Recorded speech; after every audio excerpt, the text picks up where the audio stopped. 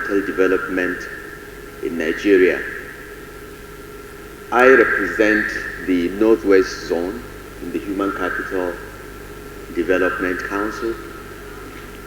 And as you know, our part of the country is afflicted with the highest numbers of out-of-school children, some of the highest poverty rates, and some of the highest dropout rates in our schools. As if that is not enough, many of our schools are now closed due to the insecurity around our boarding schools.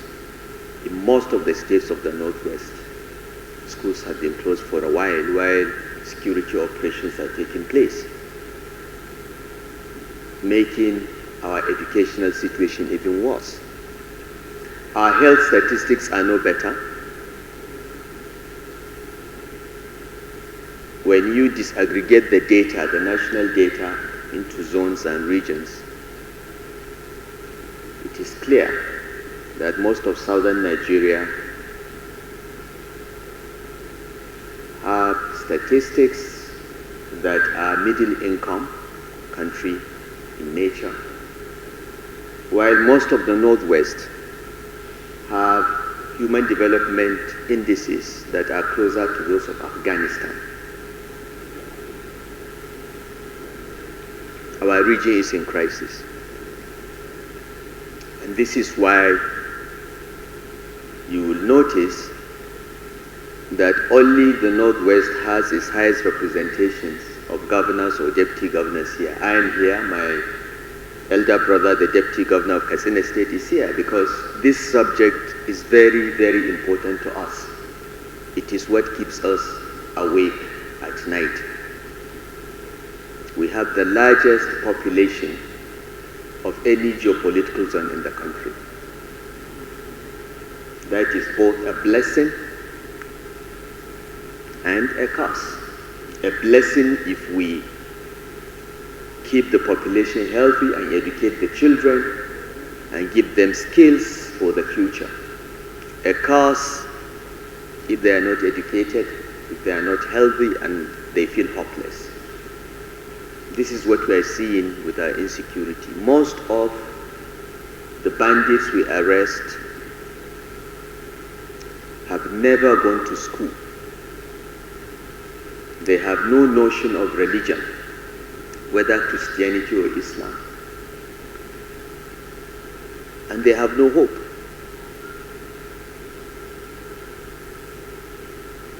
If we don't invest in education, healthcare, nutrition and skills, our situation will just get worse.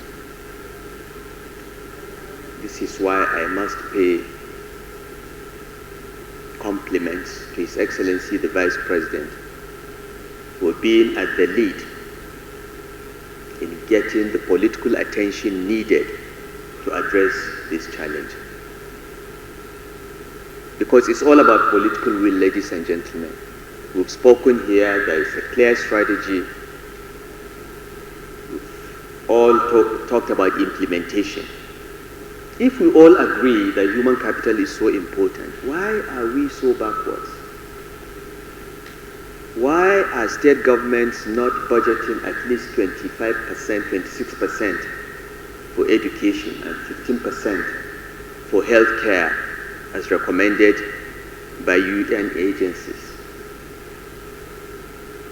And when these monies are budgeted, why are they not spent in the right way?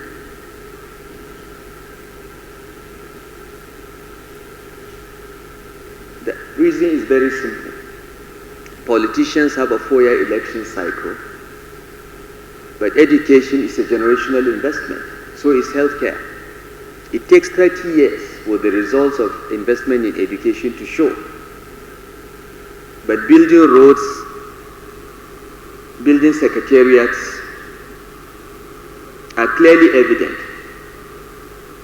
So politicians tend to ignore education and healthcare for the reason that when you educate a child, the results show long after you leave office. And for healthcare, if you don't invest, people die. They say it's an act of God.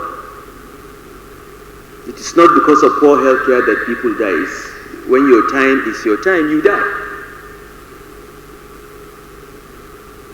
Your Excellencies, ladies and gentlemen, in my humble opinion, the most important target of this messaging are political leaders. The strategy is clear, the communication, yes, can be improved.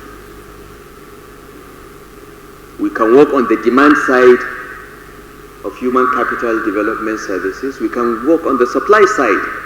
But until and unless our political leaders realize the imperative of taking very difficult decisions for today so that generations will benefit, we will not make any progress.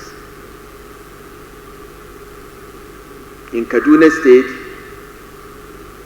we took very difficult decisions to clean up our classrooms, not only using brick and mortar, providing toilets, water, and so on, but the most important component of education, which is the teacher. We sacked 22,000 teachers because they were unqualified. I was told that I would never win my re-election. We said we'd do it anyway. If we lose elections so that we can give children hope, it will be worth losing. But we won. We won. Dr. Cheji Osho here, Senator Cheji Osho, worked on Basic Healthcare Provision Fund because that will put all the states on a path of universal health coverage. It's still work in progress, but at least something has been started. But how many states have contributory health insurance schemes? What is the extent of coverage of the National Health Insurance Scheme? These are all measures or indices of political will. It is not that people don't want education. It is not that people don't want healthcare. It is because we, as political leaders, run away from difficult strategic decisions and tend to focus on populist firefighting actions. We need to do the right thing. I thank all our development partners for all the support they have been giving us. In Kaduna State, we would not have done the things we did without the support of the UK government, Bill and Melinda Gates Foundation, Dangote Foundation, and others. We would not have been able to do anything. But they support us because we are willing to take risks, political risks. And I want to call on all of us to continue this conversation and continue to put pressure, not just on the demand and supply sides of human capital, health, education, nutrition, and so on, but on the political leaders that ultimately make the decisions on budgeting, on spending, and on getting results. I congratulate Yosola and her team for an excellent job, and I assure her on behalf of the governors of the Northwest that we are all committed to implementing this agenda. Thank you and God bless. Thank you very much. When do you unveil the new book? Yes, sir. We just have a short announcement. Okay. I go back? No, sir. Please. Thank you so much. Can we give His Excellency a round? Thanks for checking out SYMFONI on YouTube. Please be sure to subscribe and like our videos for updates.